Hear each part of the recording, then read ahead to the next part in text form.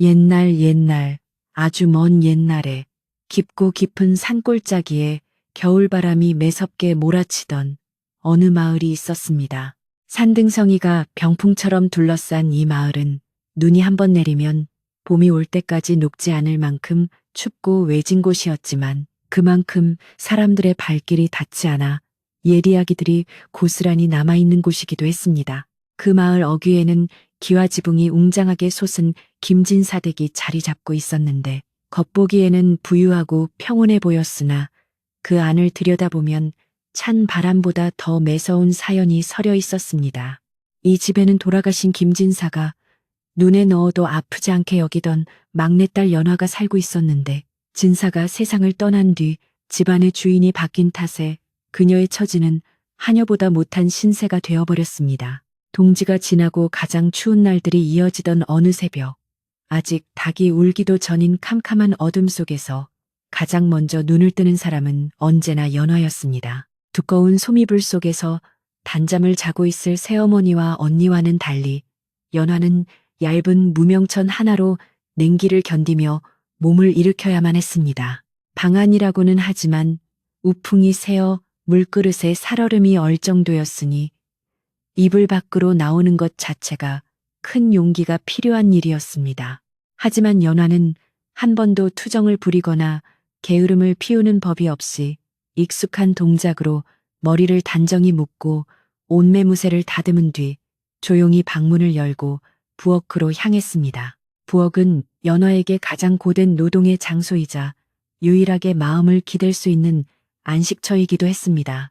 차가운 부뚜막에 앉아 아궁이 깊숙이 마른 솔갈비를 밀어넣고 불을 지피는 순간이야말로 연화가 하루 중 가장 좋아하는 시간이었습니다.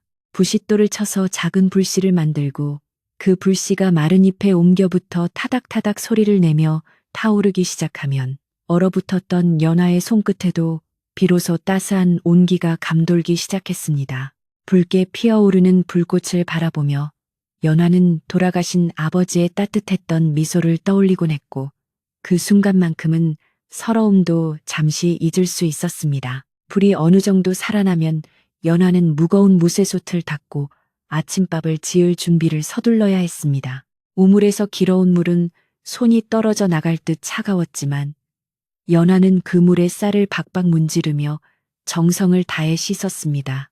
쌀 씻는 소리가 너무 요란하지 않게 조심하는 것도 잊지 않았는데 이는 늦잠을 자는 새어머니와 언니가 혹여나 잠에서 깰까봐 염려해서가 아니라 단지 이 고요한 새벽의 정적을 깨뜨리고 싶지 않은 연화만의 작은 배려였습니다.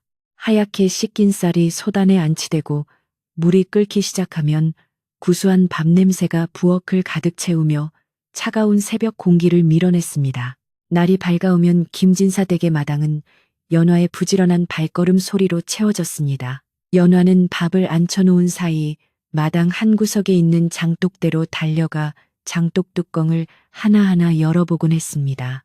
김진사 댁의 장맛은 이 고을에서도 으뜸이라 소문이 자자했는데 그 비법은 바로 연화의 정성과 손길에 있었습니다.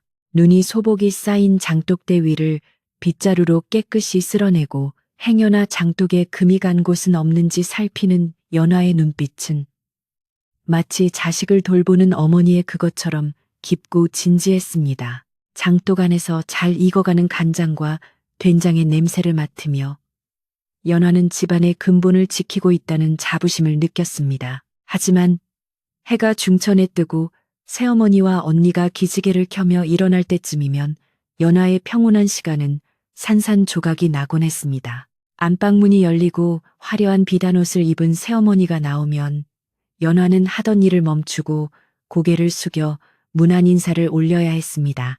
새어머니는 연화의 인사를 받는 둥 마는 둥 하며 싸늘한 눈빛으로 마당을 훑어보았고 티끌 하나라도 눈에 띄면 불호령을 내리기 일쑤였습니다. 언니 또한 옆에서 거들며 연화의 옷차림이 남루하다느니 밥상에 올린 반찬이 부실하다느니 하며 온갖 트집을 잡았지만 연화는 그저 죄송하다는 말만 되뇌며 묵묵히 견뎌냈습니다. 식사 시간은 연화에게 또 다른 시련의 시간이었습니다. 따뜻한 아랫목은 새어머니와 언니의 차지였고 연화는 부엌 한 구석에 쪼그리고 앉아 식구들이 남긴 찬밥으로 끼니를 때워야 했습니다. 그럼에도 불구하고 연화가 지은 밥은 윤기가 흐르고 찰기가 있어 새어머니는 입으로는 투덜대면서도 밥 한 그릇을 뚝딱 비우곤 했습니다. 연화는 자신이 만든 음식을 누군가가 맛있게 먹어준다는 사실 하나만으로도 위안을 삼으려 노력했습니다. 비록 자신을 미워하는 사람들이라 할지라도 아버지가 남기신 이 집에서 따뜻한 밥을 먹일 수 있다는 것이 연화가 할 수 있는 마지막 도리라고 생각했기 때문입니다. 어느 날 아침, 유난히 바람이 거세게 불던 날이었습니다. 새어머니는 아침상을 물리자마자 연화를 불러 세워놓고는 곡간 열쇠를 내놓으라고 으름장을 놓았습니다. 본래 곡간 열쇠는 안주인의 권한을 상징하는 것으로 김진사가 살아생전 연화에게 맡기며 집안 살림을 부탁했던 물건이었습니다. 연화는 당황하여 잠시 머뭇거렸지만 새어머니의 서슬 퍼런 눈초리에 못 이겨 떨리는 손으로 허리춤에 차고 있던 열쇠 꾸러미를 풀어 건네주었습니다. 새어머니는 열쇠를 낚아채듯 가져가며 이제부터 집안의 모든 재물은 자신이 관리할 것이니 너는 부엌길이나 열심히 하라고 차갑게 쏘아붙였습니다. 열쇠를 빼앗긴 연화는 마치 몸의 일부가 떨어져 나간 듯한 허전함을 느꼈습니다. 그것은 단순한 열쇠가 아니라 아버지의 신뢰이자 집안을 지키겠다는 약속의 증표였기 때문입니다. 하지만 연화는 내색하지 않고 부엌으로 돌아와 설거지를 시작했습니다. 그릇들이 달그락거리는 소리에 섞여 연화의 한숨 소리가 작게 새어나왔지만 흐르는 물소리에 묻혀 아무도 듣지 못했습니다. 연화는 알고 있었습니다. 열쇠가 넘어갔다는 것은 곧 자신의 입지가 더욱 좁아질 것이며 머지않아 더 큰 시련이 닥쳐올 것이라는 사실을 말입니다. 오후가 되자 연화는 빨랫감을 한가득 안고 마을 어귀의 개울가로 나갔습니다. 꽁꽁 얼어붙은 개울물을 깨고 빨래를 하는 일은 여간 고역이 아니었습니다. 손등은 이미 터져서 피가 배어나왔고 감각이 없을 정도로 손이 시려왔지만 멈출 수는 없었습니다. 마을 아낙네들이 삼삼오오 모여 빨래를 하고 있었지만 김진사 댁의 막내딸이 겪는 고초를 알기에 안타까운 눈빛만 보낼 뿐 감히 새어머니의 기세가 무서워 나서서 도와주는 이는 없었습니다. 그들의 수군거리는 소리가 바람결에 실려 연화의 귀에 들어왔습니다. 착한 아가씨가 무슨 죄가 있다고 저리 고생일까 하는 동정의 말들이었지만 연화에게는 그마저도 마음을 무겁게 할 뿐이었습니다. 빨래 방망이를 두드리며 연화는 생각에 잠겼습니다. 아버지가 계실 적에는 서당에 다니며 글도 배우고 수놓는 법도 배우며 곱게 자랐던 자신이었습니다. 그때는 세상이 이렇게 춥고 냉정하다는 것을 미처 알지 못했습니다. 하지만 연화는 절망에 빠져 울기만 하는 유약한 성격이 아니었습니다.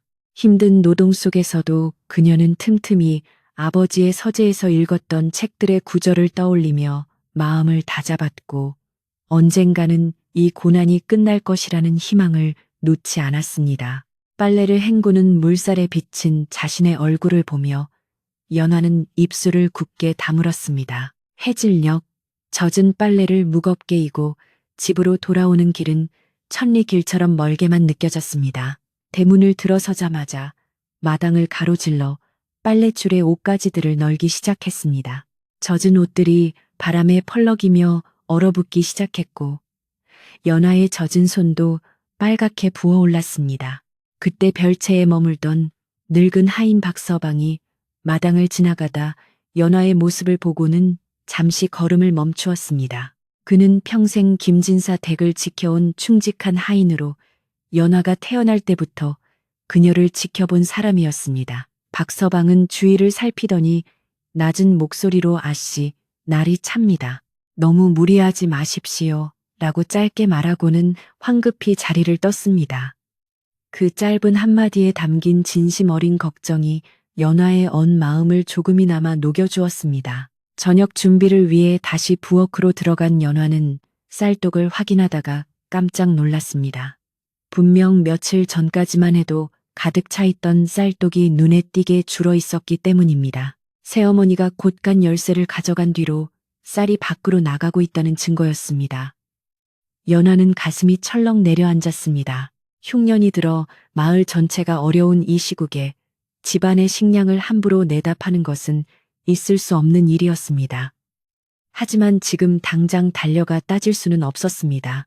증거도 없이 나섰다가는 오히려 도둑으로 몰릴 수 있다는 것을 영리한 연화는 잘 알고 있었기 때문입니다. 저녁상이 차려지고 안방으로 밥상을 들고 들어가자 새어머니와 언니는 비단 장수와 희희낙낙하며 비단을 고르고 있었습니다. 연화가 들어오자 새어머니는 곁눈질로 쳐다보며 밥상이 왜 이리 늦었느냐며 타박을 주었습니다. 방바닥에는 화려한 비단들이 어지러이 널려 있었고 그 값비싼 물건들을 사기 위해 곳간의 곡식들이 사라지고 있음을 직감한 연화는 속이 타들어갔습니다. 그러나 연화는 묵묵히 밥상을 내려놓고 조용히 뒷걸음질 처방을 나왔습니다.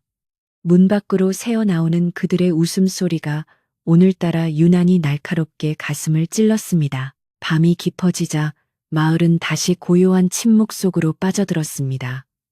하루 일과를 모두 마친 연화는 자신의 작은 방으로 돌아와 등잔불 하나에 의지해 바느질감을 들었습니다. 낮에는 친친일을 하느라 거칠어진 손이었지만 바늘을 잡은 손놀림은 여전히 섬세하고 빨랐습니다. 새어머니가 시킨 이불 호청을 꿰매면서 연화는 머릿속으로 집안의 살림살이를 하나하나 되짚어 보았습니다. 장독에 남은 장의 양, 곡간에 남았을 곡식의 양, 그리고 앞으로 다가올 제사 준비까지. 장부는 빼앗겼지만 연화의 머릿속에는 그 모든 숫자가 또렷하게 새겨져 있었습니다. 바람이 문풍지를 세차게 흔들며 윙윙거리는 소리를 냈습니다. 문득 연화는 아버지가 돌아가시기 직전 남기신 말씀을 떠올렸습니다. 연화야, 이 집의 기둥은 나무가 아니라 사람의 마음이다. 네가 비록 막내딸이지만 네 마음이 곧고 바르면 이 집은 무너지지 않을 것이다. 그 말씀은 연화가 모진 구박을 견디며 버틸 수 있는 유일한 버팀목이었습니다. 지금 비록 하녀처럼 일하고 있지만 자신이 이 집의 진정한 주인이라는 자존심만은 잃지 않으려 했습니다. 연화는 바느질하던 손을 잠시 멈추고 창밖의 달을 바라보며 깊은 한숨을 내쉬었습니다. 그때 부엌 쪽에서 달그락거리는 소리가 들려왔습니다. 쥐가 다니는 소리라기엔 너무 컸고 바람 소리라기엔 규칙적이었습니다. 연화는 바느질감을 내려놓고 귀를 기울였습니다. 누군가 부엌을 뒤지고 있는 것이 분명했습니다. 혹시나 도둑이 든 것은 아닐까 하는 두려움이 엄습했지만 집안을 지켜야 한다는 책임감이 연화를 일으켜 세웠습니다. 그녀는 등잔불을 끄고 조심스럽게 방문을 열었습니다. 마루를 밟는 소리가 나지 않도록 뒤꿈치를 들고 살금살금 부엌 쪽으로 다가갔습니다. 어둠 속에서 누군가의 그림자가 아른거렸습니다. 그림자는 쌀독 주변을 서성이고 있었습니다. 연화가 숨을 죽이고 지켜보는 가운데 그 그림자는 자루에 쌀을 퍼담기 시작했습니다. 달빛에 비친 그 얼굴은 놀랍게도 낯선 도둑이 아니라 새어머니의 심부름을 자주 하던 건너 마을의 낯선 사내였습니다. 연화는 순간 소리를 지를 뻔했지만 입을 틀어막고 참았습니다. 지금 소란을 피우면 사내는 도망갈 것이고 새어머니는 모르쇠로 일관할 것이 뻔했습니다. 연화는 대신 그 장면을 똑똑히 눈에 새겨두기로 했습니다. 누가, 언제, 무엇을 가져갔는지 정확히 기억해 두어야 훗날 증언할 수 있을 테니까요. 사내가 쌀자루를 메고 뒷문을 통해 사라지자 연화는 다리에 힘이 풀려 그 자리에 주저앉을 뻔했습니다. 집안 살림이 야금야금 빠져나가고 있다는 심증은 있었지만 이렇게 눈으로 직접 확인하니 충격이 컸습니다. 새어머니는 단순히 사치를 부리는 것을 넘어 집안의 기둥뿌리를 뽑아낼 작정인 듯했습니다. 연화는 떨리는 가슴을 진정시키며 다시 방으로 돌아왔습니다.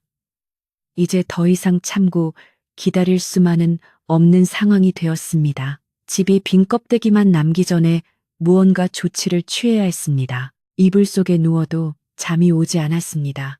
천장을 바라보며 연화는 앞으로 어떻게 해야 할지 고민했습니다. 자신에게 힘이 되어줄 사람은 아무도 없었습니다. 박서방은 마음은 있지만 신분이 낮아 나설 수 없었고 친척들은 발길을 끄는 지 오래였습니다. 오로지 자신의 지혜와 용기만으로 이 난관을 헤쳐나가야 했습니다.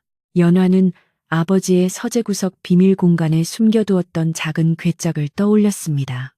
아무도 모르는, 심지어 새어머니조차 발견하지 못한 그 괴짝 안에 어쩌면 이 상황을 뒤집을 수 있는 실마리가 있을지도 모른다는 생각이 들었습니다. 다음 날 새벽, 연화는 평소보다 더 일찍 일어났습니다. 밤새 내린 눈으로 세상은 더욱 하얗게 변해 있었고 공기는 더욱 차가워졌습니다. 하지만 연화의 눈빛은 그 어느 때보다 뜨겁게 빛나고 있었습니다. 부엌으로 들어가 불을 지피는 연화의 손길에는 비장함마저 감돌았습니다. 아궁이 속에서 타오르는 불꽃처럼 연화의 가슴 속에서도 작지만 강한 의지가 타오르기 시작했습니다. 그녀는 솥에 물을 부으며 다짐했습니다. 내 아버지의 집을, 그리고 나의 자리를 반드시 지켜내리라. 아침 준비를 마치고 마당으로 나온 연화는 장독대를 닦으며 하늘을 올려다보았습니다. 먹구름이 몰려오는 것이 심상치 않았습니다. 곧 큰 눈이 내릴 것 같았습니다. 마치 연화의 앞날에 닥쳐올 시련을 예고하는 듯 했습니다. 하지만 연화는 두려워하지 않았습니다. 겨울이 깊을수록 봄이 가까워진다는 자연의 이치를 알고 있었기 때문입니다. 그리고 그 봄은 그저 기다리는 자에게 오는 것이 아니라 혹독한 겨울을 견뎌낸 자만이 맞이할 수 있다는 것도 잘 알고 있었습니다. 부엌 굴뚝에서 피어오르는 연기가 눈 내리는 하늘로 흩어졌습니다. 마을 사람들은 그 연기를 보며 김진사 댁의 아침이 시작되었음을 알았습니다. 겉으로는 평화로워 보이는 아침이었지만 그 안에서는 거대한 폭풍이 태동하고 있었습니다. 하녀 취급을 받으면서도 꿋꿋하게 자리를 지키는 막내딸 연화와 탐욕에 눈이 멀어 집안을 망가뜨리는 새어머니 사이의 긴장감은 마치 팽팽하게 당겨진 활시위와도 같았습니다. 이제 그 시위가 놓아지는 순간 누구도 예상치 못한 일이 벌어질 것임을 예감하며 연화는 조용히 하루를 시작했습니다. 산골 마을에 긴 겨울이 서서히 물러가고 처마 밑에 고드름이 녹아 낙숫물이 똑똑 떨어지는 소리가 들려오기 시작했습니다. 얼어붙었던 땅이 풀리면서 아지랑이가 피어오르고 마을 어귀의 버들가지에도 연두빛 물이 오르기 시작했으나 김진사 댁의 담장 안은 여전히 한겨울 찬바람이 쌩쌩 부는 듯 냉랭하기만 했습니다. 연화가 새벽마다 정성을 다해 아궁이에 불을 지폈지만 그 온기는 방바닥을 데울 뿐 사람들의 차가운 마음까지 녹이지는 못했습니다. 오히려 봄 기운이 완연해질수록 새어머니와 언니의 눈초리는 더욱 날카로워졌고 집안에는 알 수 없는 긴장감이 감돌기 시작했습니다. 마치 폭풍우가 몰아치기 전의 고요함처럼 위태로운 평화가 하루하루 이어지고 있었습니다. 봄이 오자 새어머니의 나들이가 잦아졌습니다. 화려한 비단옷을 차려입고 가마를 타고 나가는 일이 부쩍 늘었는데 돌아올 때면 손에는 값비싼 장신구나 귀한 먹거리들이 들려있곤 했습니다. 마을 사람들은 김진사가 남겨둔 재산이 많으니 의뢰 그러려니 했지만 집안 살림을 속속들이 알고 있는 연화의 마음은 타들어갔습니다. 곡간의 곡식은 눈에 띄게 줄어들고 있었고 장독대의 항아리들도 하나둘 비어가고 있었습니다. 연화가 밤새워 짠 배와 정성껏 말린 나물들도 어느새 사라지고 없었습니다. 집안의 재물이 물새듯 빠져나가고 있다는 사실을 아는 사람은 오직 연화뿐이었고 그 불안함은 밤마다 그녀의 잠을 설치게 만들었습니다. 그러던 어느 날부터인가 집안에 이상한 소문이 돌기 시작했습니다. 처음에는 그저 하인들 사이에서 쉬쉬하며 오가던 말이었으나 어느새 담장을 넘어 마을 사람들 입에까지 오르내리게 되었습니다. 그것은 바로 연화가 손버릇이 나빠 집안 물건에 손을 댄다는 터무니없는 이야기였습니다. 새어머니는 일부러 대문을 활짝 열어놓고 이웃 안악들이 지나갈 때마다 들으라는 듯 큰 소리로 한탄을 늘어놓았습니다. 내 전실 자식이라 차마 험한 말은 못하고 키웠건만 은혜를 모르고 곳간에 손을 대니 이를 어찌하면 좋단 말인가. 그녀의 가증스러운 연기에 마을 사람들은 반신반의하면서도 조금씩 동요하기 시작했습니다. 연화가 빨래터에 나가면 안악들의 시선이 예전과는 달라져 있었습니다. 전에는 동정 어린 눈빛으로 바라보던 사람들이 이제는 수군거리며 흘끈거렸고 연화가 다가가면 황급히 말을 멈추고 딴청을 피웠습니다. 연화는 억울함에 가슴이 미어지는 듯했지만 일일이 붙잡고 해명할 수도 없는 노릇이었습니다. 묵묵히 빨래방망이만 두드리며 억울함을 삼켜야 했습니다. 맑은 개울물에 비친 자신의 얼굴을 보며 연화는 생각했습니다. 하늘이 알고 땅이 알거늘 언젠가는 진실이 밝혀지겠지. 하지만 현실은 그녀의 바람과는 정반대로 흘러가고 있었고 소문은 꼬리에 꼬리를 물고 눈덩이처럼 불어나고 있었습니다. 어느 날 오후 연화가 부엌에서 저녁 준비를 하고 있을 때였습니다. 갑자기 안방에서 요란한 비명소리가 들려왔습니다. 놀란 연화가 급히 달려가 보니 새어머니가 서랍장을 다 뒤엎어 놓고 울고불고 난리를 치고 있었습니다. 내 옷가락지, 그 귀한 옷가락지가 감쪽같이 사라졌어. 이건 분명 집안의 도둑이 든 게야. 새어머니는 악을 쓰며 연화를 노려보았습니다. 그 눈빛에는 표독스러운 살기가 어려 있었습니다. 언니 역시 옆에서 거들며 아침에 연화가 안방 청소를 한다고 들어왔었어요. 그때 가져간 게 분명해요.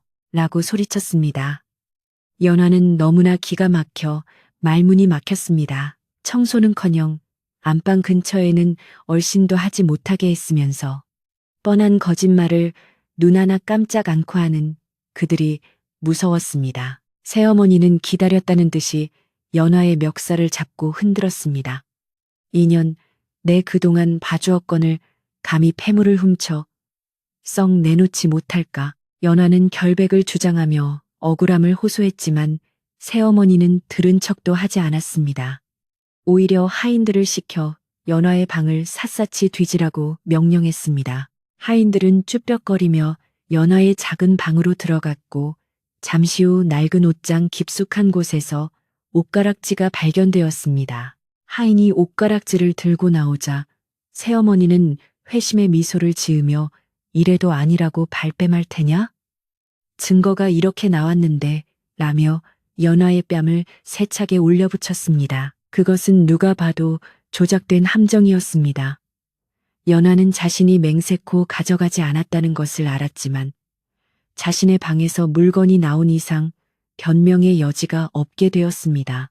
뺨을 맞은 충격보다 자신을 도둑으로 몰아 내쫓으려는 그들의 치밀한 계획에 소름이 끼쳤습니다. 연화는 바닥에 주저앉아 멍하니 옷가락지를 바라보았습니다. 그것은 어머니가 시집올 때 가져왔던 유일한 유품이었는데 아버지가 돌아가신 후 새어머니가 빼앗아 갔던 물건이었습니다. 어머니의 유품으로 자신을 도둑으로 몰다니 그 비열함에 치가 떨렸습니다. 눈물이 핑 돌았지만 연화는 입술을 깨물며 울음을 참았습니다. 여기서 무너지면 그들이 원하는 대로 되는 것임을 알았기 때문입니다. 그날 밤 김진사 댁은 초상집처럼 분위기가 무거웠습니다.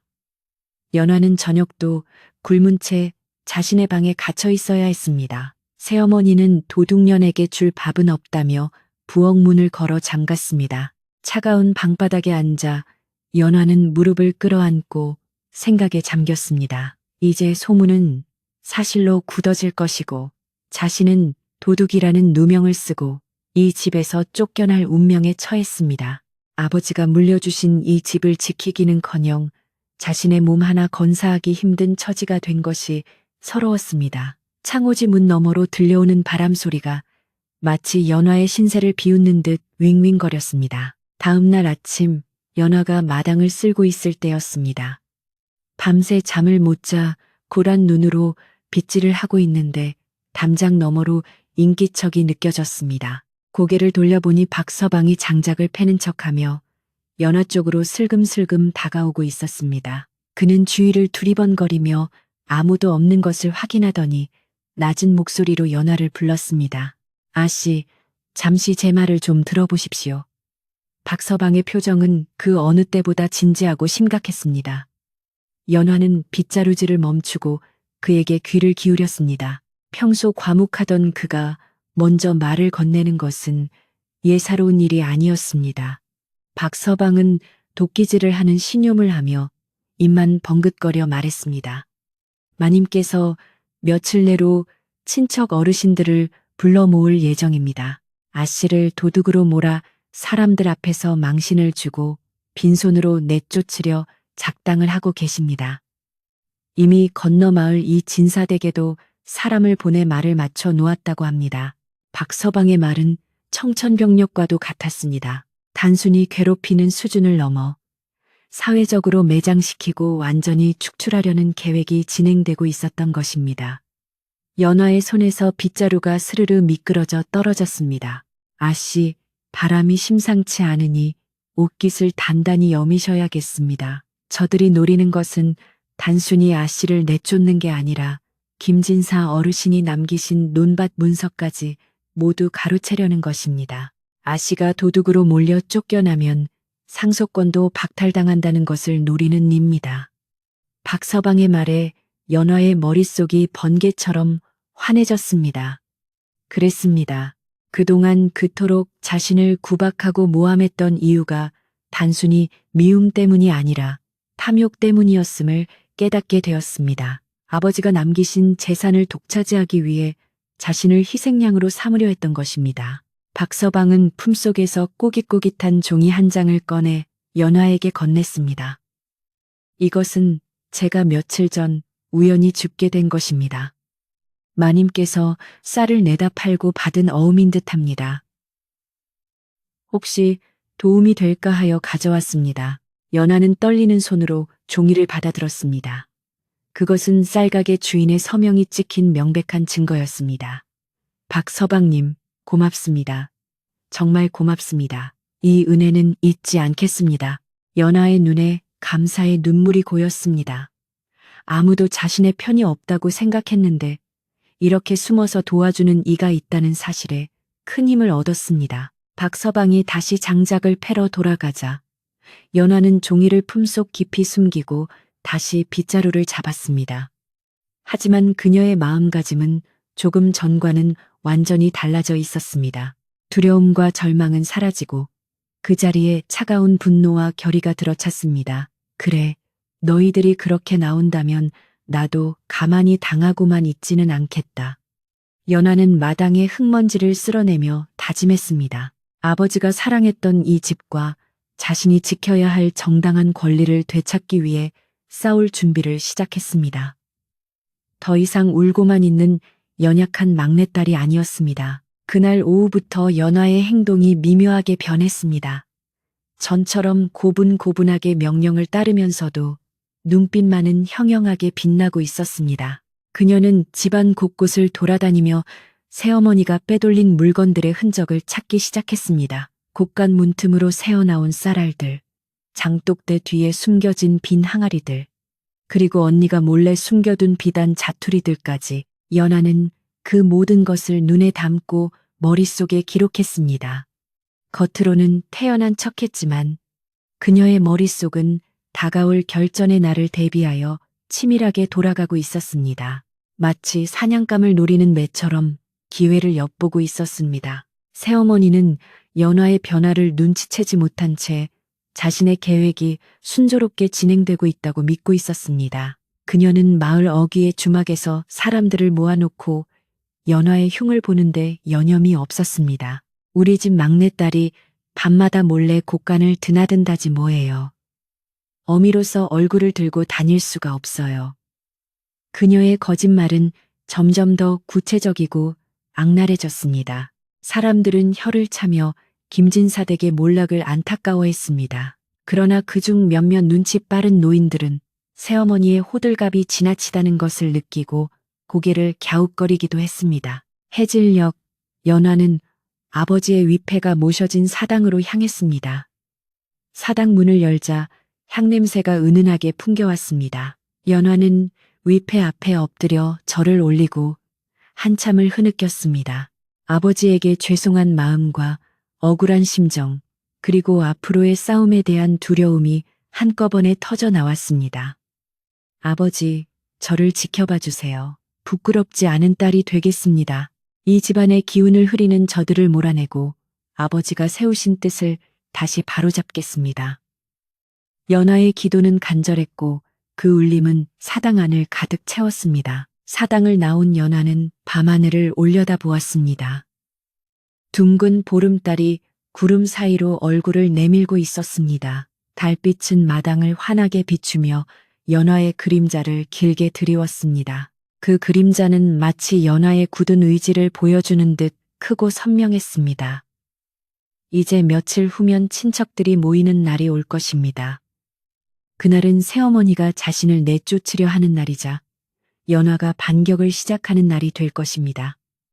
연화는 주먹을 꽉 쥐었습니다. 손톱이 살을 파고드는 아픔이 느껴졌지만 그 아픔조차 지금은 힘이 되었습니다. 부엌으로 돌아온 연화는 등잔불 아래에서 아버지의 낡은 장부를 꺼내 들었습니다. 그동안 틈틈이 기록해 두었던 가계부와 대조해 보기 위해서였습니다. 새어머니가 쌀을 팔아먹은 날짜와 장부에 기록된 지출 내역을 하나하나 맞춰보니 횡령의 증거들이 명백하게 드러났습니다. 가짜로 적어놓은 지출 항목들, 부풀려진 제수 비용들, 어디론가 사라진 소장료들, 이 모든 것이 새어머니의 탐욕을 증명하는 문서들이었습니다. 연화는 붓을 들어 꼼꼼하게 메모를 남겼습니다. 이 문서들이야말로 그녀를 지켜줄 가장 강력한 무기가 될 것이었습니다. 밤이 깊어가고 소쩍새 울음소리가 구슬프게 들려왔습니다. 연화는 밤새워 준비한 증거들을 보자기에 싸서 괴짝 깊숙한 곳에 숨겼습니다. 그리고는 잠자리에 들었지만 뇌리는 맑게 깨어 있었습니다. 내일은 또 어떤 모함이 기다리고 있을지, 그리고 그것을 어떻게 받아쳐야 할지 시뮬레이션을 돌려보았습니다. 연화는 알고 있었습니다. 이 싸움은 단순히 진실을 밝히는 것을 넘어 생존을 위한 투쟁이라는 것을. 그녀는 이불을 머리 끝까지 끌어당기며 내일 아침 떠오를 태양을 기다렸습니다. 다음 날 아침, 우물가에는 또다시 새로운 소문이 돌았습니다. 이번에는 연화가 밤에 몰래 외간 남자를 만난다는 헛소문까지 더해졌습니다. 새어머니가 꾸며낸 이 이야기는 보수적인 마을 사람들을 더욱 자극했습니다. 아낙네들은 세상에 도둑질도 모자라 행실까지 바르지 못하다니 하며 경악했습니다. 이제 연화는 마을에서 완전히 고립된 처지가 되었습니다. 누구도 그녀에게 말을 걸려하지 않았고 길에서 마주쳐도 피하기 바빴습니다. 연화는 철저히 혼자가 되었지만 역설적으로 그 고독이 그녀를 더욱 강하게 만들었습니다. 소문은 바람을 타고 김진사 댁 담장을 넘어 연화의 귀에도 들어왔습니다. 외간 남자를 만난다는 소문은 그녀에게 치명적인 모욕이었습니다. 하지만 연화는 더 이상 분노하지 않았습니다. 오히려 그들의 바닥을 본 것 같아 냉소가 지어졌습니다. 겨우 이 정도인가? 고작 이런 유치한 거짓말로 나를 무너뜨릴 수 있다고 생각하는가? 연화의 마음속에는 차가운 칼날이 서고 있었습니다. 그들이 더러운 수를 쓸수록 연화의 반격은 더욱 정당성을 얻게 될 것이었습니다. 오후가 되자 새어머니는 연화에게 마당에 멍석을 깔라고 시켰습니다. 내일 친척들이 오면 앉을 자리를 마련한다는 핑계였지만 사실은 연화를 끌어안치고 문초할 장소를 만드는 것이었습니다. 연화는 아무 말 없이 멍석을 가져다 깔았습니다. 멍석을 펴는 그녀의 손길은 침착하고 정갈했습니다. 그 멍석 위에서 자신이 죄인처럼 심판받게 될 것임을 알면서도 연화는 두려워하는 기색을 보이지 않았습니다. 오히려 그 자리가 진실이 밝혀지는 심판대가 되기를 속으로 기원했습니다. 해가 저물고 김진사 댁의 대문이 굳게 닫혔습니다. 폭풍전야의 고요함이 집안을 감싸고 있었습니다. 내일이면 모든 것이 끝날 것입니다. 연화가 쫓겨나거나 아니면 집안의 주인이 바뀌거나 운명의 주사위는 던져졌고 이제 결과만을 기다릴 뿐이었습니다. 부엌 아궁이의 불씨가 사그라들고 어둠이 짙게 깔린 방 안에서 연화는 눈을 감고 아버지의 목소리를 떠올렸습니다. 진심은 통한다. 두려워 마라. 그 말 한마디를 가슴에 품고 연화는 결전의 날을 향해 나아갔습니다. 마침내 운명의 날이 다가오는 듯 밤새 불어대던 바람은 아침이 되어도 잦아들 줄을 몰랐습니다. 회색빛 구름이 낮게 깔려 마당을 짓누르는 듯한 날씨는 김진사 댁의 무거운 분위기를 그대로 보여주는 것 같았습니다. 연화는 밤새 한숨도 자지 못하고 뜬 눈으로 밤을 지새웠지만 그녀의 눈빛은 피로함 대신 형형한 빛을 띠고 있었습니다. 오늘은 새어머니가 친척들을 불러 모아 자신을 죄인으로 낙인 찍고 내쫓겠다고 공언한 날이 다가오고 있었기 때문입니다. 부엌에 나가 평소처럼 아침을 지으려 했으나 하녀 하나가 다가와 아씨, 오늘은 부엌에 들어오지 말라고 마님께서 엄명을 내리셨습니다라며 곤란한 표정으로 앞을 막아섰습니다. 이제는 집안일조차 손대지 못하게 하여 완전히 손발을 묶어버리려는 속셈이었습니다. 아침밥상을 물리기 무섭게 새어머니의 날카로운 목소리가 담장을 넘어 연화의 방까지 들려왔습니다. 연화야, 당장 안방으로 건너오너라. 그 목소리에는 이제 숨길 것조차 없다는 듯한 거만함과 도끼가 가득 차 있었습니다. 연화는 옷매무새를 다시 한번 단정히 하고 깊은 숨을 내쉬며 방문을 열었습니다. 마당을 가로질러 안방으로 향하는 연화의 발걸음은 무거웠지만 결코 주저함은 없었습니다. 안방 문을 열고 들어서자 새어머니는 화려한 보료 위에 비스듬히 앉아 장죽을 물고 있었고 언니는 그 옆에서 얄미운 미소를 지으며 연화를 내려다보고 있었습니다. 방 안 가득한 담배 연기가 연화의 숨통을 조여오는 듯 했습니다. 새어머니는 연화가 자리에 앉기도 전에 다짜고짜 소리를 질렀습니다. 내년이 지은 죄를 네가 알렸다. 감히 어미의 패물을 훔치고 밤마다 곡식을 빼돌려 외간 남자와 놀아나다니. 그녀는 미리 준비해 둔 듯한 옷가락지와 출처를 알 수 없는 비단 자투리들을 연화 앞에 집어 던졌습니다. 그것들은 모두 연화의 방에서 나왔다고 조작된 거짓 증거들이었습니다. 연화는 바닥에 흩어진 물건들을 가만히 내려다보았습니다. 변명을 해보았자 통하지 않을 것임을 알기에 연화는 묵묵히 그들의 연극을 지켜보기만 했습니다. 그녀의 침묵이 오히려 새어머니의 화를 더 돋우는 듯 새어머니의 목소리는 점점 더 높아져 갔습니다. 내 너를 불쌍히 여겨 관가에 고발하지는 않겠다. 허나 도둑년을 데리고 살 수는 없는 노릇이니 내일 친척들이 모인 자리에서 내 죄를 낱낱이 밝히고 이 집에서 내보낼 것이다. 그때까지 짐이나 싸두고 근신하고 있거라. 새어머니의 선언은 차갑고 단호했습니다. 친척들 앞에서 망신을 주고 빈손으로 내쫓아 다시는 이 마을에 발도 붙이지 못하게 만들겠다는 잔인한 계획이었습니다. 언니는 옆에서 킬킬대며 그러게 진작 주제를 알았어야지. 이제 거짓골을 면치 못하게 생겼구나라며 비아냥거렸습니다. 연화는 그들의 모욕을 묵묵히 견디며 조용히 고개를 숙여 인사를 하고 방을 나왔습니다. 방으로 돌아온 연화는 떨리는 손을 진정시키며 벽장 깊숙한 곳을 열었습니다. 그곳에는 낡은 무명 보따리 하나가 놓여 있었습니다. 남들이 보기에는 그저 헌옷까지나 담아두는 보잘것없는 보찜처럼 보였지만 사실 그 안에는 연화가 이 집을 지키기 위해 준비해온 비장의 무기들이 들어 있었습니다. 연화는 보따리를 풀어헤치고 그동안 모아온 증거들을 하나하나 확인하기 시작했습니다. 가장 먼저 손에 잡힌 것은 아버지가 돌아가시기 전 몰래 건네주셨던 논밭 문서와 집문서의 사본이었습니다. 원본은 새어머니가 가로채 장롱 깊이 숨겨두었지만 아버지는 혹시 모를 사태를 대비해 사본을 만들어 연화에게 맡기셨던 것입니다. 그 다음으로 나온 것은 연화가 매일 밤 잠을 줄여가며 기록한 진짜 치부책이었습니다.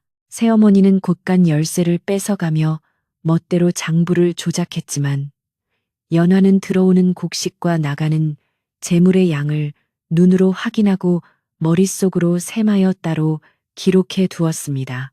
붓으로 꼼꼼하게 적어내려간 그 장부에는 새어머니가 친정으로 빼돌린 쌀가마니의 수와 언니가 사치품을 사기 위해 쓴 돈의 액수가 날짜별로 정확하게 적혀 있었습니다. 심지어 쌀가게 주인이 써준 어음과 박서방이 주워다 준 거래 내역서까지 그 사이에 끼워져 있어 누구도 부인할 수 없는 명백한 증거가 되었습니다. 연화는 증거들을 확인하며 지난 몇 달간의 서름을 되새겼습니다. 추운 겨울 찬물에 손을 담그며 빨래를 하던 기억, 배가 고파 부엌 구석에서 찬밥을 먹던 기억, 그리고 도둑 누명을 쓰고 손가락질 받던 기억들이 주마등처럼 스쳐 지나갔습니다. 하지만 이제 슬퍼할 시간은 없었습니다. 이 증거들이야말로 썩어 빠진 환부를 도려내고 집안을 바로 세울 칼이자 자신을 지켜줄 방패였습니다. 연화는 문서들을 비단 보자기에 정성스럽게 싸서 다시 보찜 깊숙한 곳에 넣었습니다. 겉으로는 초라한 짐 보따리였지만 그 무게는 천근만근보다 더 무겁고 엄중했습니다. 해가 중천에 뜨자 집안은 손님 맞을 준비로 분주해졌습니다. 내일 오기로 했던 친척들 중 몇몇이 멀리서 미리 도착한다는 전갈이 왔기 때문입니다. 하인들은 마당을 쓸고 사랑방에 불을 떼느라 정신이 없었고 부엌에서는 전 부치는 냄새가 진동했습니다. 연화를 내쫓는 날을 마치 잔칫날처럼 여기는 새어머니의 처사에 기가 막혔지만 연화는 동요하지 않았습니다. 그녀는 자신의 방 안에 틀어박혀 내일 있을 일을 머릿속으로 그리고 또 그렸습니다. 친척들이 모인 자리, 새어머니가 거짓을 고할 때 자신이 언제 나서서 무엇을 보여주어야 할지 순서와 대사를 수없이 연습했습니다. 오후 늦게 먼 친척인 당숙 어른이 도착했습니다. 당숙은 김진사와 각별했던 사이로 평소 연화를 아끼던 분이었습니다. 새어머니는 당숙이 도착하자마자 버선발로 뛰어나가 맞이하며 가증스러운 눈물을 흘렸습니다. 아이고, 아주버님. 제 팔자가 어찌 이리 기구합니까? 믿었던 자식이 등에 칼을 꽂으니 살 수가 없습니다. 그녀는 당숙을 사랑방으로 안내하며 연화에 대한 험담을 늘어놓기 시작했습니다. 사랑방 문틈으로 새어나오는 새어머니의 통곡 소리와 거짓 하소연을 들으며 연화는 주먹을 꽉 쥐었습니다. 진실을 모르는 당숙이 혹여나 그 말에 넘어갈까 걱정되었지만 지금 당장 뛰쳐나가는 것은 경솔한 짓이었습니다. 저녁이 되자 박서방이 몰래 연화의 방 뒤쪽으로 다가왔습니다. 그는 주위를 두리번거리며 인기척이 없는 것을 확인한 후 창호지 문을 톡톡 두드렸습니다. 연화가 문을 살짝 열자 박서방은 걱정스러운 얼굴로 속삭였습니다. 아씨, 분위기가 심상치 않습니다. 마님께서 마을 이장님까지 부르셨습니다. 내일 판을 크게 벌려 아씨를 완전히 매장시키려는 모양입니다. 혹시 도망가실 생각이 있으시다면 지금이라도 제가 뒷문을 열어드리겠습니다. 박서방의 충정 어린 제안에 연화는 고개를 가로저었습니다. 도망가는 것은 곧 죄를 인정하는 것이며 아버지의 집을 포기하는 것이었기 때문입니다. 박서방님, 걱정해 주셔서 감사합니다. 허나 저는 도망가지 않을 것입니다. 제가 도망가면 저들은 승리감에 도취되어 아버지의 유산을 탕진할 것입니다. 저는 내일 당당하게 맞서 싸울 것입니다. 그러니 박서방님, 내일 제가 신호를 보내면 그때 저를 도와주십시오. 연화의 단호한 목소리에 박서방은 놀란 듯 잠시 멍하니 있다가 이내 고개를 끄덕였습니다. 평소 유약해 보이던 아씨에게서 김진사 어르신의 기백이 느껴졌기 때문입니다. 박서방은 알겠습니다. 제 목숨을 걸고 아씨를 돕겠습니다라고 약속하고 어둠 속으로 사라졌습니다. 밤이 깊어가고 사위가 고요해졌지만 사랑방의 불빛은 꺼질 줄 몰랐습니다. 새어머니는 친척들에게 술상을 대접하며 자신의 편을 만들기에 여념이 없었습니다. 전처 자식이라 오냐오냐 키웠더니 버릇이 없어져서 하는 식의 험담이 끊임없이 들려왔습니다. 연화는 그 소리를 자장가 삼아 보찜을 다시 한번 점검했습니다. 만약 내일 실패한다면 이 보찜 하나만 들고 정처 없이 떠돌아야 할지도 모릅니다. 하지만 연화는 실패를 생각하지 않으려 애썼습니다. 진실의 힘을 믿었고 무엇보다 하늘에 계신 아버지가 자신을 지켜주실 것이라 굳게 믿었습니다. 연화는 책상 서랍에서 작은 단도를 꺼내 품속에 갈무리했습니다. 그것은 자결을 위한 것이 아니라 자신의 결백을 증명하기 위해 머리카락이라도 자르겠다는 비장한 각오의 표시였습니다. 거울 속에 비친 자신의 얼굴은 며칠 새 많이 수척해져 있었지만 눈빛만은 살아있는 숯불처럼 이글거리고 있었습니다. 그녀는 거울 속에 자신에게 말을 걸었습니다. 두려워 마라. 너는 죄를 짓지 않았다. 부끄러운 것은 내가 아니라 거짓을 말하는 그들이다. 스스로에게 주문을 걸며 마음을 다잡았습니다. 새벽닭이 울기 전 가장 어두운 시간에 연화는 조용히 자리에서 일어났습니다. 하얀 소복으로 갈아입고 머리를 정갈하게 빗어 넘겼습니다. 화려하지는 않지만 기품 있는 차림새였습니다. 그녀는 보찜을 어깨에 매지 않고 품에 소중히 안았습니다. 마치 전쟁터에 나가는 장수가 무기를 챙기듯 그 손길에는 비장함이 묻어났습니다. 문 밖에서는 하인들이 부산하게 움직이는 소리가 들려왔습니다. 잔치 준비를 하는 그들의 발소리가 오늘따라 유난히 크게 울렸습니다. 오늘은 연화에게 있어 끝이 아니라 새로운 시작이 될 날이었습니다. 마침내 동이 트고 날이 밝았습니다. 마당에는 멍석이 깔리고 친척들과 마을 어르신들이 하나둘 자리를 채우기 시작했습니다. 새어머니는 짐짓 슬픈 표정을 지으며 상석에 앉아 있었고 언니는 고소하다는 듯 눈을 반짝이며 연화의 방 쪽을 쳐다보고 있었습니다. 사람들의 웅성거리는 소리가 파도처럼 밀려왔습니다. 김진사 딸이 도둑질을 했다며? 세상에, 얼굴은 곱게 생겨서 어찌 그런 짓을 하는 수군거림이 가시가 되어 연화의 가슴을 찔렀습니다. 이제 나갈 시간이었습니다. 연화는 방문을 열고 신발을 신었습니다. 차가운 아침 공기가 폐부 깊숙이 들어와 정신을 맑게 해주었습니다. 연화가 방문을 나서자 마당에 모인 사람들의 시선이 일제히 그녀에게 쏠렸습니다. 죄인처럼 고개를 숙이고 나올 줄 알았던 연화가 꼿꼿하게 허리를 펴고 품에 보따리를 안은 채 당당하게 걸어 나오는 모습에 사람들은 잠시 할 말을 잃었습니다. 그녀의 표정은 너무나 차분하고 담담하여 도둑으로 몰린 사람이라고는 믿기지 않을 정도였습니다. 새어머니는 연화의 기세에 잠시 당황했지만 이내 목청을 돋워 소리쳤습니다. 내 인연, 어른들이 모였는데 그 뻣뻣한 고개는 무엇이냐. 당장 무릎을 꿇고 죄를 고하지 못할까. 새어머니의 호통에도 연화는 눈 하나 깜짝하지 않았습니다. 그녀는 멍석 위로 올라가 무릎을 꿇는 대신 마당 한가운데에 서서 사람들을 천천히 둘러보았습니다. 당숙 어른, 마을 이장님, 그리고 자신을 비웃던 친척들까지 한 사람 한 사람 눈을 맞추었습니다. 그 시선이 어찌나 맑고 강렬한지 험담을 하던 사람들도 슬그머니 눈을 피할 정도였습니다. 연화는 품에 안고 있던 보따리를 천천히 내려놓았습니다. 그리고 또렷하고 맑은 목소리로 말했습니다.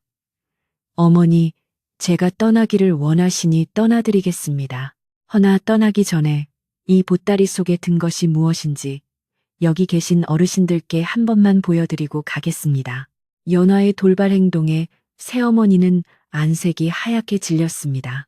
단순히 짐을 싼 보따리인 줄 알았는데 무언가 보여주겠다는 말에 불안감이 엄습했습니다. 전현이 무슨 헛소리를 하려는 게냐? 당장 끌어내라. 새어머니가 다급하게 하인들에게 소리쳤지만 당숙 어른이 손을 들어 제지했습니다. 잠깐 드러나 봅시다. 떠나는 마당에 할 말이 있다는데 들어주는 것이 도리 아니겠소?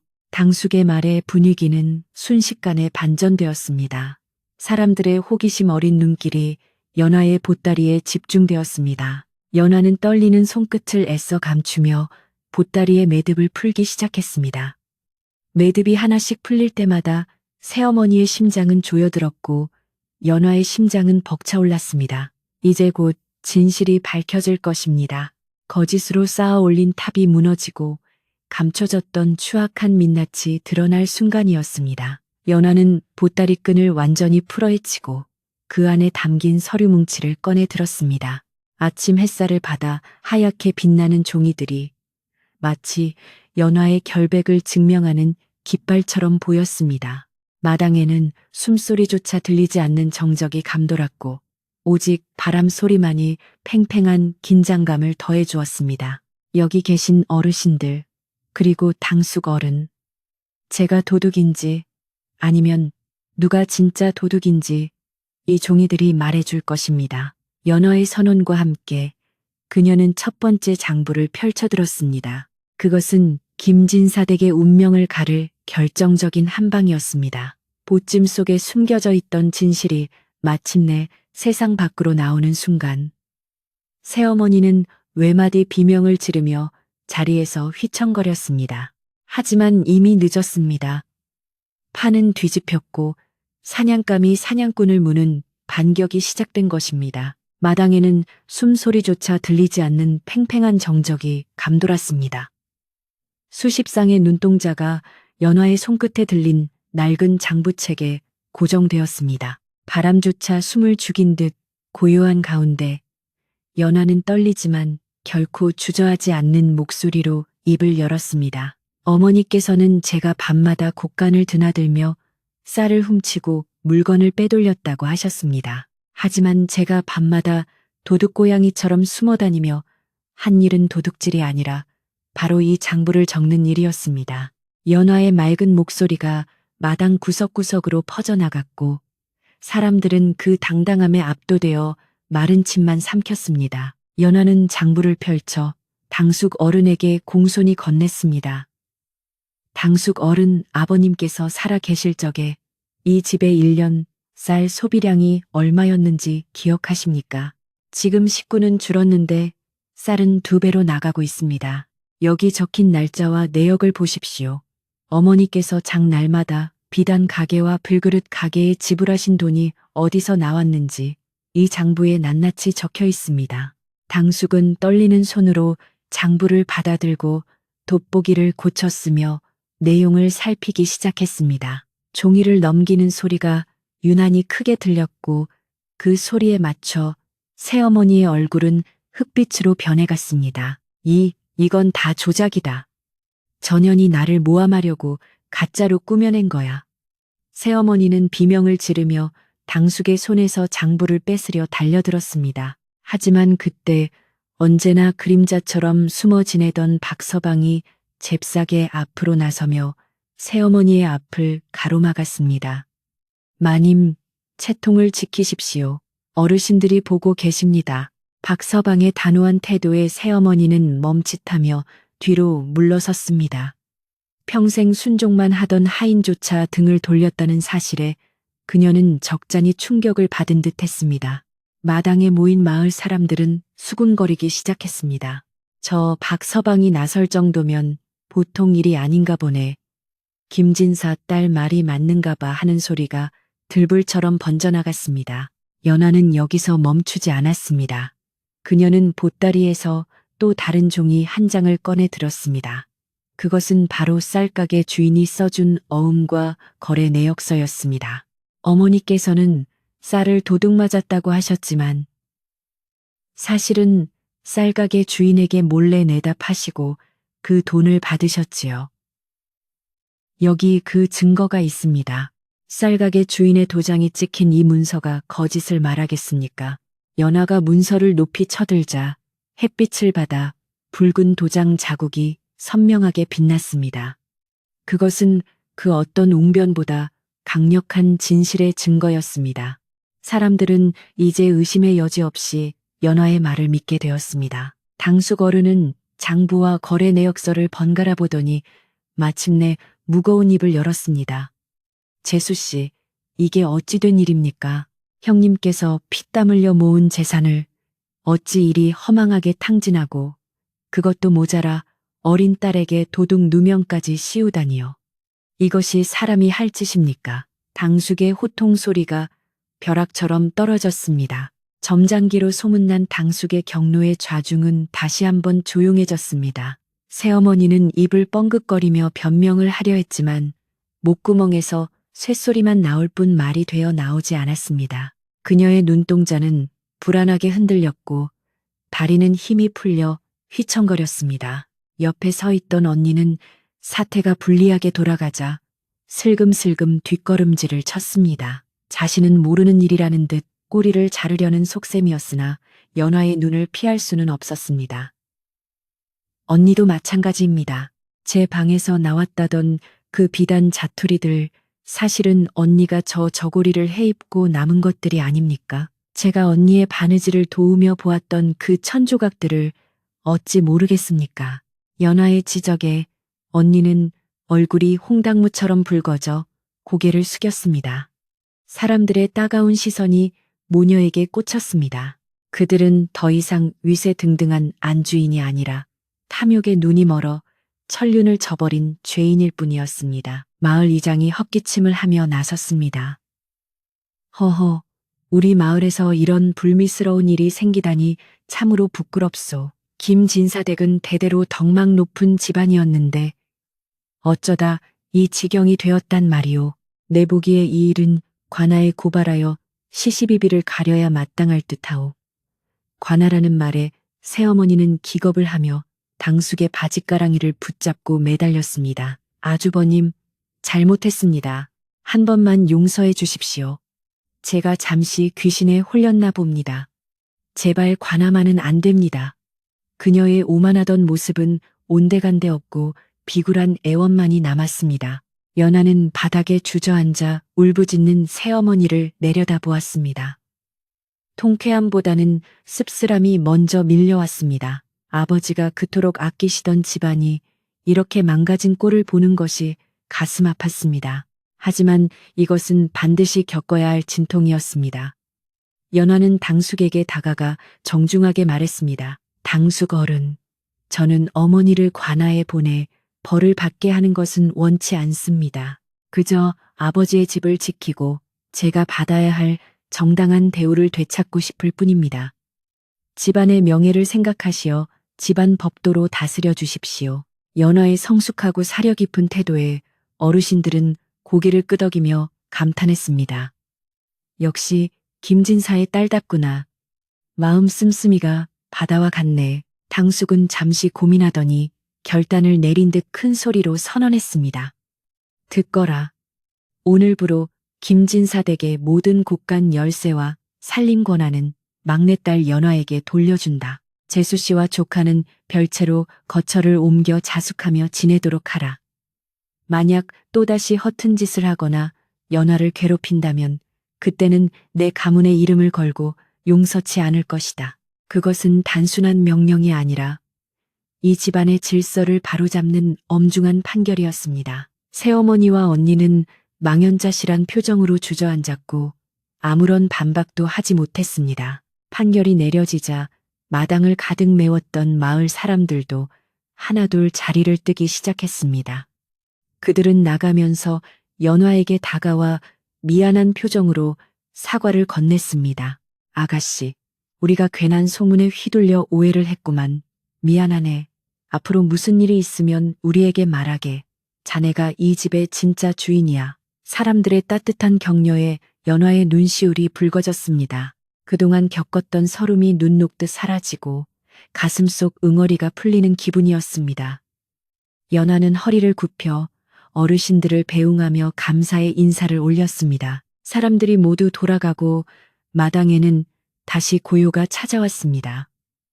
하지만 그 고요는 전과 달랐습니다. 살얼음판 같던 긴장감 대신 폭풍우가 지나간 뒤에 평온함이 내려앉았습니다. 박서방과 하인들은 새어머니와 언니의 짐을 챙겨 별채로 옮겼습니다. 한때 안방을 차지하고 호령하던 그들이 초라한 행색으로 쫓겨나듯 별채로 들어가는 모습을 보며 연화는 사필귀정이라는 말을 가슴에 새겼습니다. 모든 일은 결국 바른 길로 돌아간다는 그 말이 오늘처럼 뼈저리게 느껴진 적은 없었습니다. 연화는 텅 빈 마당 한가운데에 한참을 서 있었습니다. 손에 쥐어진 곳간 열쇠 꾸러미가 묵직하게 느껴졌습니다. 이것은 권력의 상징이 아니라 아버지의 유지를 받들고 식구들을 건사해야 할 무거운 책임의 무게였습니다. 그녀는 하늘을 올려다보았습니다. 구름 사이로 나온 햇살이 연화의 얼굴을 따스하게 비추었습니다. 마치 아버지가 하늘에서 흐뭇하게 웃으며 머리를 쓰다듬어 주시는 것 같았습니다. 연화는 눈을 감고 깊은 숨을 들이마셨습니다. 봄바람에 실려오는 흙내음이 그 어느 때보다 달콤하게 느껴졌습니다. 저녁 때가 되자 연화는 부엌으로 들어갔습니다. 이제 누구의 눈치도 볼 필요 없이 당당한 안주인으로서 저녁을 지을 시간이었습니다. 하인들이 달려와 아시 이제 저희가 하겠습니다라고 했지만 연화는 손을 저으며 웃었습니다. 아니다.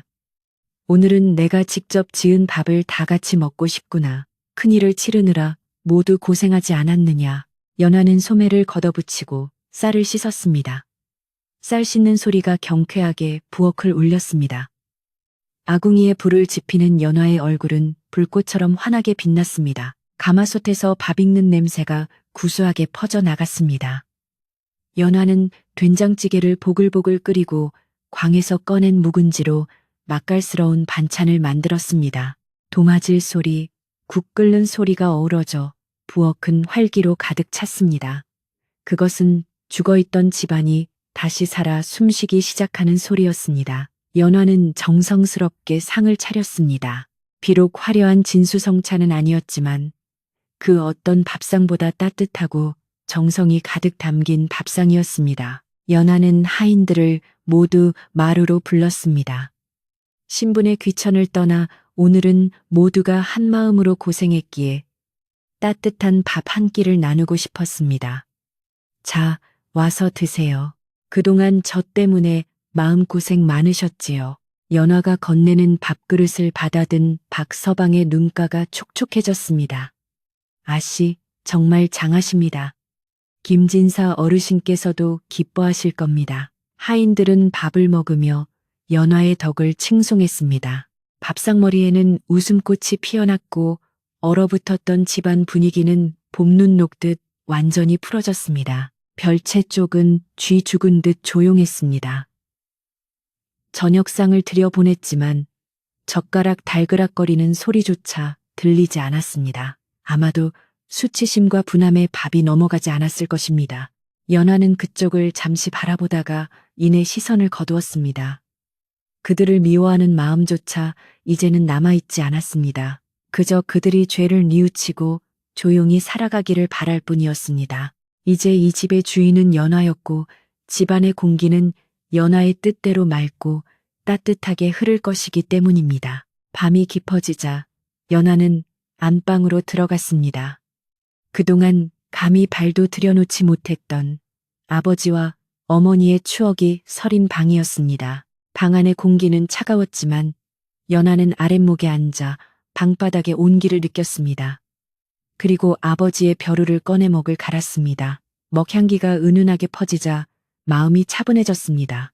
연화는 붓을 들어 새 하얀 종이 위에 글을 써 내려갔습니다.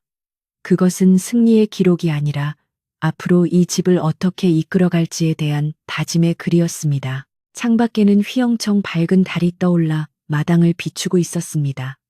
대나무 숲을 스치는 바람 소리가 마치 연화의 승리를 축하하는 노래처럼 들렸습니다. 오늘 하루, 너무나 길고 험난했던 하루가 저물어가고 있었습니다.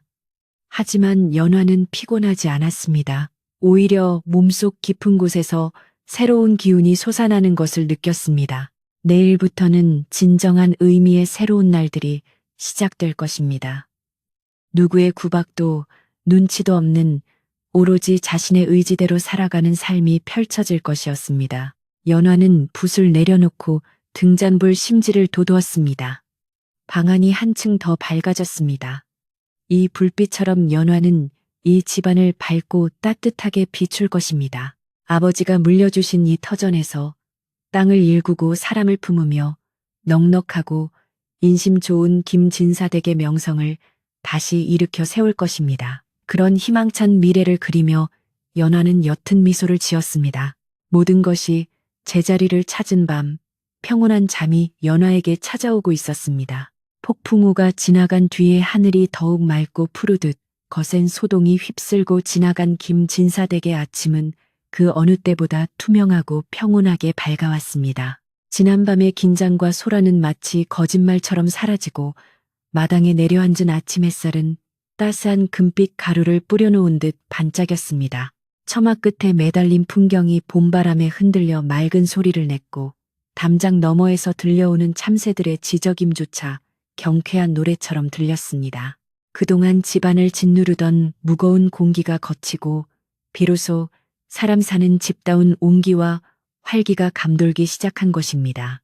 하인들은 더 이상 주인의 눈치를 보며 숨죽여 걷지 않았고 마당을 쓰는 빗자루 소리에도 흥겨운 리듬이 실려 있었습니다. 연화는 평소처럼 이른 새벽에 눈을 떴지만 오늘 아침의 기분은 지난 날들과는 사뭇 달랐습니다. 억지로 몸을 일으켜야 했던 고단함 대신 설렘과 기대감이 그녀를 깨웠습니다. 방문을 열고 나오자 상쾌한 새벽 공기가 폐부 깊숙이 들어왔습니다. 연화는 습관처럼 부엌으로 향하려 했으나 부엌에서 먼저 나와 마당을 쓸던 하녀가 화들짝 놀라며 달려왔습니다. 아씨, 아니지, 마님. 이제 부엌길은 저희에게 맡기시고 사랑채에 앉아 계십시오. 어찌 주인이 천한 일을 하려 하십니까? 하녀의 얼굴에는 진심 어린 존경과 충성심이 가득했습니다. 연화는 미소를 지으며 고개를 저었지만 그 말 속에 담긴 변화를 실감하며 가슴 한구석이 뭉클해졌습니다. 연화는 사랑채 대청마루에 앉아 집안을 찬찬히 둘러보았습니다. 아버지가 살아계실 때처럼 정갈하고 위엄 있는 모습으로 되돌아가고 있는 집안 풍경이 눈에 들어왔습니다. 곳간 문은 활짝 열려 환기를 시키고 있었고 장독대에는 아침 햇살이 비쳐 윤기가 흘렀습니다. 연화는 이제 더 이상 하녀처럼 부려지는 막내딸이 아니라 이 집안의 질서를 바로잡고 식솔들을 책임지는 당당한 주인이었습니다. 그녀는 하인들을 불러 모아 그동안 밀린 급료를 넉넉히 챙겨주었습니다. 새어머니가 착복하느라 주지 않았던 목까지 챙겨주자 하인들은 감격하여 눈물을 글썽이며 연화에게 감사를 표했습니다. 마을의 분위기 또한 하루아침에 바뀌었습니다. 연화를 향해 손가락질하던 사람들은 이제 그녀의 지혜와 효심을 칭송하기 바빴습니다. 김진사 딸이 보통 내기가 아니라더니 그 어려운 일을 해내고 집안을 구했다네. 어린 나이에 어쩜 그리 속이 깊을까. 우물가에 모인 아낙네들의 입에서는 연화에 대한 칭찬이 끊이지 않았습니다. 연화가 잠시 대문 밖을 나서면 마을 사람들은 먼저 다가와 허리 굽혀 인사를 했고 직접 농사지은 채소나 과일을 건네며 미안한 마음을 전하기도 했습니다. 연화는 그들의 호의를 정중하게 받아주며 지난날의 오해를 털어내고 이웃들과의 정을 다시 쌓아가기 시작했습니다. 한편 별채로 쫓겨난 새어머니와 언니는 죽은 듯이 조용히 지냈습니다. 가끔 문 밖으로 나오는 인기척이 들리기도 했지만 예전처럼 고개를 빳빳이 들거나 큰 소리를 치는 일은 없었습니다. 연화는 그들에게 하루 세끼 식사를 부족함 없이 넣어주었고 겨울을 날 때 춥지 않도록 군불도 넉넉히 떼 주도록 지시했습니다. 비록 자신을 괴롭혔던 사람들이지만 아버지가 사랑했던 사람들에 대한 마지막 예우이자 인간으로서의 도리를 지키기 위함이었습니다. 하인들은 아씨가 너무 무르십니다라고 불평하기도 했지만 연화는 죄는 미워하되 사람은 미워하지 말라 하셨다며 그들을 달랬습니다.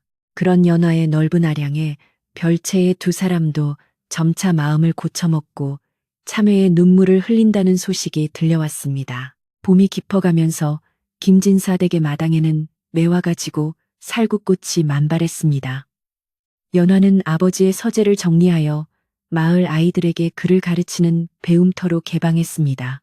가난하여 서당에 가지 못하는 아이들이 하나둘 모여들었고 집안에는 책 읽는 낭낭한 소리가 울려 퍼졌습니다.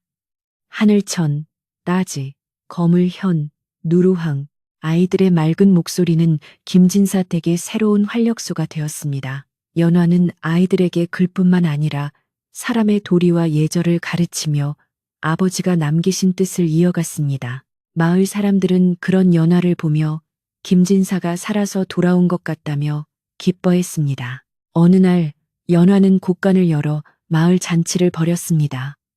흉년은 아니었지만 봄철 보릿고개로 힘들어하는 이웃들을 위해 쌀독을 푼 것입니다. 마당에 큰 가마솥이 걸리고 하얀 쌀밥과 고깃국이 끓여졌습니다. 고소한 냄새가 온 마을에 진동하자 남녀노소 할 것 없이 김진사 댁으로 모여들었습니다. 연화는 팻마루에 앉아 맛있게 밥을 먹는 사람들을 바라보며 흐뭇한 미소를 지었습니다. 자신의 곳간이 비어가는 것보다 이웃들의 배가 부른 것이 더 큰 기쁨임을 깨닫는 순간이었습니다. 그것이야말로 진정한 부자의 마음이자 아버지가 가르쳐준 나눔의 미덕이었습니다. 잔치가 무르익을 무렵 박서방이 연화에게 다가와 술 한 잔을 올렸습니다. 아씨, 아니 마님, 오늘 같은 날 김진사 어르신께서 이 광경을 보셨다면 얼마나 기뻐하셨겠습니까? 이제야 비로소 이 집이 제 주인을 만났습니다. 박서방의 주름진 눈가에 이슬이 맺혔습니다. 연화는 박서방의 투박한 손을 잡으며 말했습니다. 박서방님이 계셨기에 제가 버틸 수 있었습니다. 앞으로도 저를 많이 도와주십시오. 우리는 주종이 아니라 한 식구입니다. 그 말에 주변에 있던 하인들도 모두 고개를 끄덕이며 충성을 맹세했습니다. 해가 저물고 잔치가 끝나자 마을 사람들은 아쉬운 발걸음을 돌렸습니다. 그들은 돌아가면서 연화에게 오래오래 건강하게 사십시오. 복 받으실 겁니다라며 덕담을 아끼지 않았습니다. 북적거리던 마당이 다시 조용해지고 저녁놀이 붉게 물들기 시작했습니다. 연화는 뒷정리를 하는 하인들을 일찍 쉬게 하고 홀로 뒤뜰을 거닐었습니다. 대나무 숲을 스치는 바람 소리가 사각사각 들려왔고 갓 피어난 꽃향기가 코끝을 간지럽혔습니다. 모든 것이 평화롭고 아름다웠습니다. 더 이상 쫓겨날 걱정도 누명을 쓸 두려움도 없는 온전한 자유가 그녀를 감싸고 있었습니다. 연화는 아버지의 사당으로 발걸음을 옮겼습니다. 향을 피우고 위패 앞에 절을 올린 뒤 조용히 앉아 하루의 일을 고했습니다. 아버지, 오늘 마을 사람들과 밥을 나누어 먹었습니다. 모두가 웃으며 행복해하는 모습을 보니 저 또한 기뻤습니다. 이제 이 집은 아버지의 뜻대로 따뜻하고 넉넉한 곳이 되었습니다. 부디 하늘에서 편안히 지켜봐 주십시오. 연화의 목소리는 차분하고 단단했습니다. 이제는 보호받아야 할 어린 딸이 아니라 가문을 지키는 든든한 가장으로서 아버지와 마주하고 있었습니다. 사당을 나온 연화는 안방으로 돌아왔습니다. 아랫목에는 미리 펴놓은 이불이 따뜻하게 데워져 있었습니다. 연화는 창문을 살짝 열어 밤하늘을 올려다보았습니다. 둥근 달이 중천에 떠올라 은은한 빛을 뿌리고 있었습니다. 달빛을 받은 마당의 장독대들이 반질반질 윤이 났습니다. 저 장독들 안에는 연화가 정성껏 담근 장들이 맛있게 익어가고 있을 것입니다. 시간이 흐를수록 깊은 맛을 내는 장처럼 연화의 삶도 시련을 겪으며 더욱 깊어지고 단단해졌음을 느꼈습니다. 밤이 깊어지자 마을의 개 짖는 소리도 잦아들고 풀벌레 소리만이 밤의 정적을 채웠습니다. 멀리서 들려오는 소쩍새 소리가 구슬프기보다 정겹게 느껴졌습니다. 연화는 등잔불을 끄고 자리에 누웠습니다. 푹신한 소미불의 감촉이 포근하게 몸을 감쌌습니다. 예전에는 추위와 불안에 떨며 잠들었지만 이제는 세상 그 무엇도 부럽지 않은 평온함이 그녀와 함께했습니다. 내일 아침에는 또 어떤 기분 좋은 일이 기다리고 있을지 상상하며 연화는 입가에 옅은 미소를 머금었습니다. 어둠 속에서 연화는 자신의 손을 가만히 내려다보았습니다. 거친 일로 인해 굳은 살이 박였지만 그 손은 누구보다 아름답고 강한 손이었습니다. 그 손으로 집안을 일으키고 사람들을 먹이고 진실을 밝혀냈습니다. 연화는 스스로를 대견하게 여기며 눈을 감았습니다. 긴장이 풀리자 노곤한 졸음이 밀려왔습니다. 꿈속에서는 아마도 아버지와 어머니가 나와 따뜻하게 안아줄 것만 같았습니다. 따뜻한 아랫목의 온기가 등허리를 타고 올라와 온몸으로 퍼져나갔습니다. 이튿날 아침 연화는 다시 부엌으로 나가 밥을 지었습니다. 하인들이 말렸지만 연화는 가족과 같은 식솔들에게 따뜻한 아침밥을 먹이고 싶은 마음을 굽히지 않았습니다. 솥뚜껑을 열자 하얀 김이 모락모락 피어올랐습니다. 갓 지은 밥 냄새가 온 집안을 감싸 안았습니다. 그것은 단순한 밥 냄새가 아니라 행복과 평화의 냄새였습니다. 마루에 둘러앉은 식구들은 연화가 퍼주는 고봉밥을 받으며 환하게 웃었습니다. 그 웃음소리가 담장을 넘어 마을 어귀까지 퍼져나갔습니다. 이제 김진사댁은 마을에서 가장 칭송받는 집이 되었습니다. 굶주린 자에게는 밥을 주고 배움이 필요한 자에게는 글을 가르치며 억울한 자의 편이 되어주는 곳. 그 중심에는 지혜롭고 강인한 여인 연화가 있었습니다. 사람들은 그녀를 산골 마을의 작은 매화라 부르며 아꼈습니다. 추운 겨울을 이겨내고 가장 먼저 꽃을 피우는 매화처럼 연화의 삶은 고난 속에서 더욱 향기롭게 피어났기 때문입니다. 세월이 흘러 연화도 나이가 들고 머리에 서리가 내렸지만 그녀의 눈빛만은 여전히 맑고 총명하게 빛났습니다. 그녀는 종종 손주들을 무릎에 앉히고 옛 이야기를 들려주곤 했습니다. 옛날에 아주 추운 겨울을 견뎌낸 매화나무 한 그루가 있었단다. 아이들은 할머니의 이야기에 귀를 기울이며 스르르 잠이 들곤 했습니다. 연화의 이야기는 단순한 옛날 이야기가 아니라 진실과 사랑이 결국 승리한다는 삶의 진리였습니다. 이야기를 마친 연화는 마루에 앉아 저무는 해를 바라보았습니다. 붉게 타오르는 노을이 산등성이를 넘어가고 있었습니다. 오늘 하루도 무사히 그리고 보람차게 보냈다는 안도감이 밀려왔습니다. 바람이 불어와 연화의 하얀 옷자락을 살며시 흔들었습니다. 이제 되었다. 참으로 좋은 날들이다. 연화는 혼잣말처럼 중얼거리고는 눈을 감고 바람을 느꼈습니다. 그녀의 얼굴에는 세상 모든 풍파를 이겨낸 사람만이 가질 수 있는 평온하고 온화한 미소가 번졌습니다. 밤하늘의 별이 하나둘 떠오르기 시작했습니다. 마을의 집집마다 불이 켜지고 저녁밥 짓는 연기가 평화롭게 피어올랐습니다. 김진사댁의 굴뚝에서도 하얀 연기가 피어오르며 별빛과 어우러졌습니다. 그 풍경은 마치 한 폭의 그림처럼 고요하고 아름다웠습니다. 이 평화로운 풍경 속에서 고난을 이겨내고 제 자리를 찾은 연화의 이야기도 막을 내립니다. 듣는 이의 마음속에도 연화가 피운 매화 향기처럼 은은한 평화가 깃들기를 바라며 깊은 밤 따뜻한 이불 속에서 편안한 꿈 꾸시기를 바랍니다.